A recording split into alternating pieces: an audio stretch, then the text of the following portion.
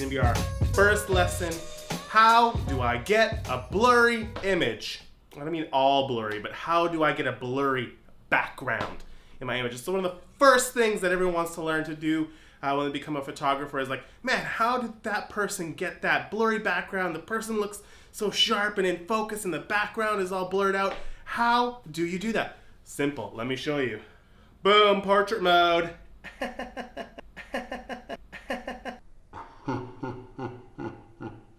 My phone does it for me. Automatic blurry background. But if you're trying to step your game up and get out of portrait mode on your iPhone or Galaxy or your Pixel, whatever phone has that attribute, what I want to teach you is how to do it with your camera. So, how do you do it? Let me show you. Every lens has what's called an f-stop. This 50mm lens has an f-stop of 1.2.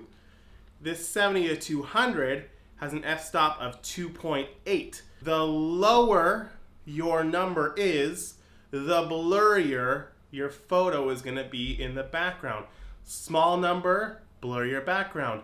Big number, less blurry. So, you say, I have a 1.2 lens. That's amazing. I'm going to shoot at 1.2 all the time. Shooting at 1.2, not only is your background blurrier, but your focal distance, that's the distance between what's in focus and what's not in focus, is going to be very small. So if you're shooting at 1.2 just because you can, because your lens is amazing, doesn't mean you should.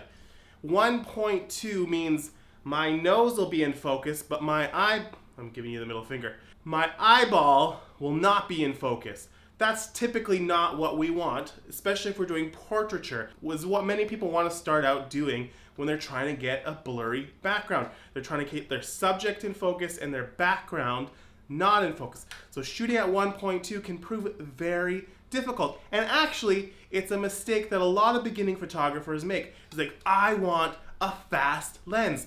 Fast lenses mean that 1.2 number, 1.2, 1.4, 1.8. I want fast glass. Well, after 10 years of shooting portraits, working with video and people, I have found that rarely do I shoot at 1.2, 1.4, 1.8. I usually live in like the 2.5, 3.5 range for portraits. That gives me lots of focal depth so I can focus on the nose, the ears, they're all in focus, but my background still remains blurry. A great way to do this for beginners is to set your camera onto aperture priority or aperture value. What you want is for you to control the aperture and let your camera do the rest of the work. When you set it on aperture priority or aperture value, you're setting how blurry your photo is based on how big or small that number is. So again, smaller number, blurrier background.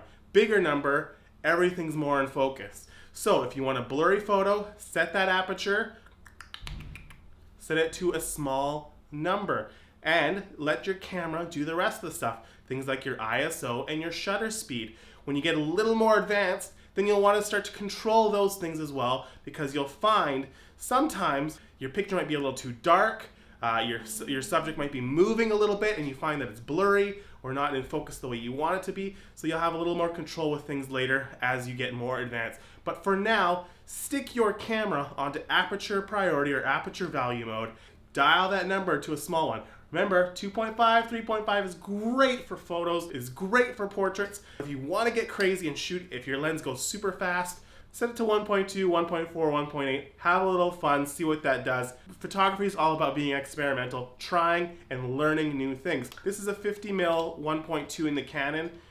You can get a 1.8 in this lens for less than $500. You can get it cheaper used. And so if you're just starting out, it's a great option. You can even have the zoom that I'm shooting this video on goes to 2.8. 2.8 is a great aperture to have for portraits. Remember, small number, blurry background, big number, less blurry background. Thanks so much for watching. We hope you enjoyed.